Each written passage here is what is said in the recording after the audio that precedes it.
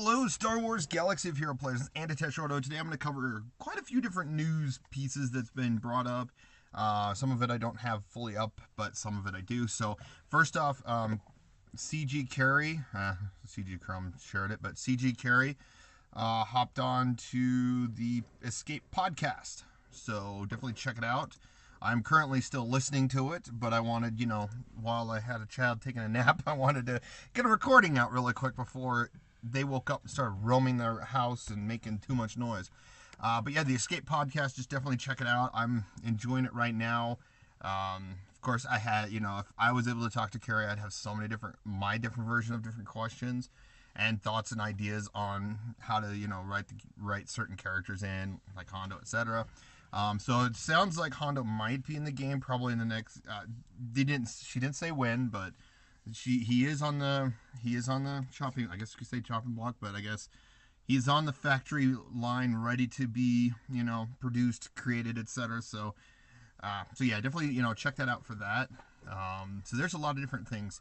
So first off, I want to talk to you about Wat Tambor and Geonosian Brood Alpha. These are two new characters that'll be for the Dark Side territory battles. You'll be needing these. Wat Tambor is going to fill the role of Rolo, Rebel Officer Leia Organa, and Imperial Probe Droid, essentially. Whereas the Geonosian Alpha Brood, and Wat Tambor is also going to be like Hermit Yoda and C-3PO, the first Dark Side non-combatant support character. Whereas the Geonosian support, or Geonosian Brood Alpha, is going to be the fifth Geonosian that's also going to have a unique ability to call in at a certain ally, a Geonosian Brute, and he's also going to be a leader. So my thoughts on these two characters, one, I never expected them. I was thinking with Geonosian Brute Alpha, we were going to just get some other random, like a Geonosian Brute, for example, as another tank, and then, even though I think Sunfax deserves a leader, just because he is the lieutenant to Poggle the Lesser. But Poggle the Lesser would be, the main leader for Geonosians as well as droids. But yeah, so this Brood Alpha is just going to be a huge, crazy leader for sure. One thing I do want to mention though, with this character, Geonosians, is they're going to get light touch-ups here and there, so you're not going to get a huge rework. I'm kind of meh on that idea. I wish they would have gone a little more reworked, but then again, we don't know what they look like. I feel like Spy needs a touch-up. Soldier does need a touch-up. Poggle needs just not a light touch-up, but like a pretty decent touch-up, as well as Sunfax. So it's not like a huge rework hash of the kit like Newt Gunray did, but some add-ins, some bonuses. So I guess touch-up is I guess a good word for it. But I feel like Sunfac does need a huge boost, especially to stand up to tanks nowadays. He doesn't stand up. Like maybe he should get. I feel like Sunfac could also get the health, as tank-wise, kind of like Kylo Ren and Kylo Ren Unmasked have, where health-based damage is reduced. So, but that's these two characters. Have a bad feeling about this. Crushing jaws, full of razor-sharp teeth. Check 6 long, six long spear legs to impale you. Check neuroelectric sensing exoskeleton to find you in the dark. Check. So yeah, the Acklay is a terrifying combination of praying mantis, velociraptor, and giant crab. Is about to be unleashed on the holotables and your nightmares in the upcoming Geonosis territory battle. Not only are you contending with the best, but you'll be put into the middle of a three-way battle where waves of Jedi are fighting against you and the Acklay. Those claws aren't just for show, so it sounds like Geonosians will be fighting the Acklay on top of, which is that one big event, kind of like how the Rebels fight the ATST. This is, kind of like that. But it sounds like Jedi will be fighting the Acklay as well as your Geonosian team or your specific team. So I like this. I like this. So luckily the Geonosian Brute Alpha will give some special bonuses while fighting the Acklay, as he has trained for this battle and soothes the savage beast. So this is cool. So you'll have Jedi fighting these and you. So this is going to be an interesting battle. I really am excited for it. And also, on the Escape podcast, they're kind of talking about it. It could mean they might be trying to, because they're still trying to play with the idea of live PvP, where you choose and then you actually wait for the other player to choose something. If not, it'd probably be chosen randomly. I don't know.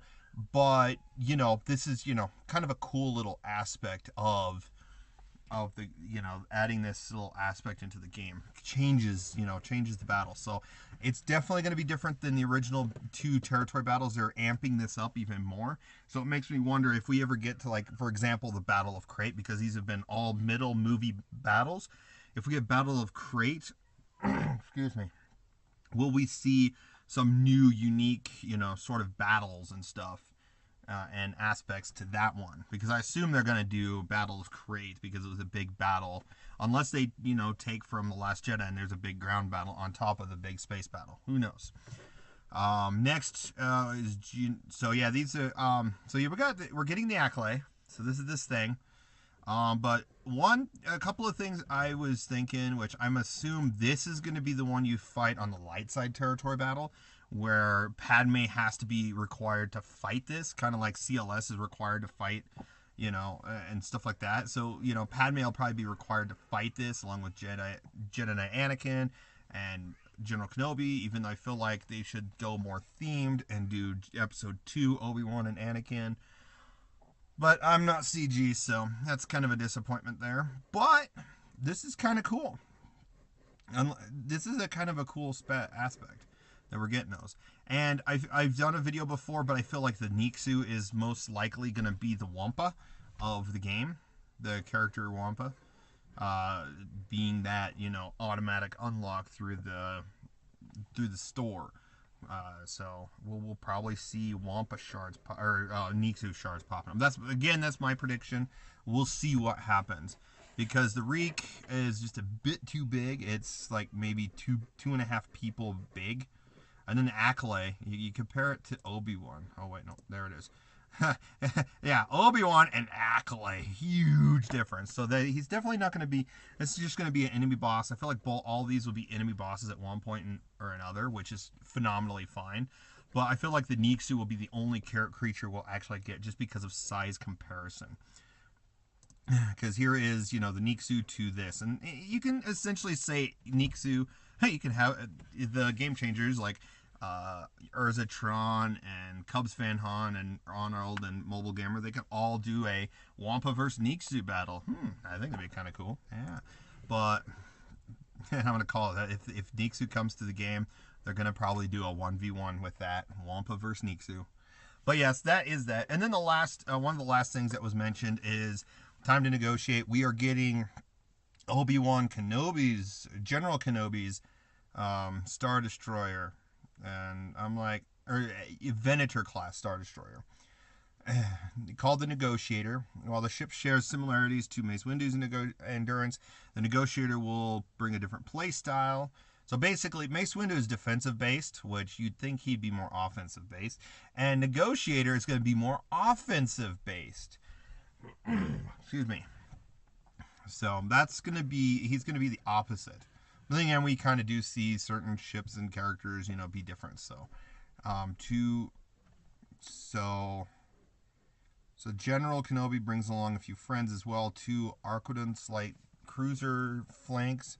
The Negotiator provide fire support. So this is probably going to be like the Akbar's ally ship assist or something. And plus, the capital ships can call in a formation of Y-Wings to assault the enemy team. So that's going to be cool. So I like that.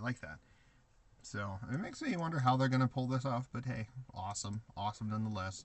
So that is what I got this time around.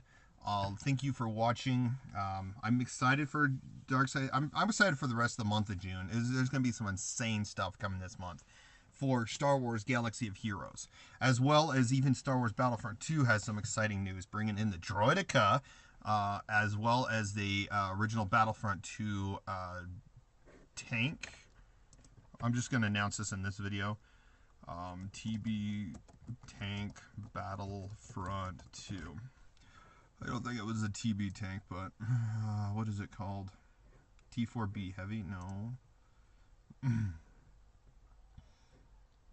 Battlefront 2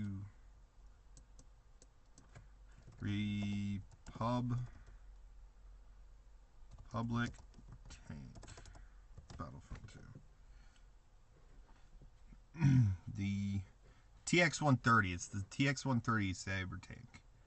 So we're going to get that. And I know the Rebels used one similarly, but I feel like maybe the Rebels in Battlefront 2 will get one of these TB tanks. But yeah, they're bringing this in, they're making this canon too, which is nice. Clones are going to get it. So it makes me wonder also, the reason why they're bringing it in Battlefront 2 is because maybe this new, the new Clone Wars Season 7 might actually have it in the background somewhere. I think that would be awesome. So, but other than that, let me know what you guys think again in the comments below. Please like, share, subscribe, so you don't miss anything. And I'm going to definitely say I do appreciate you guys watching. And until the next time I actually record another video, which I will be recording another one today. Thank you for your time and have a phenomenal day.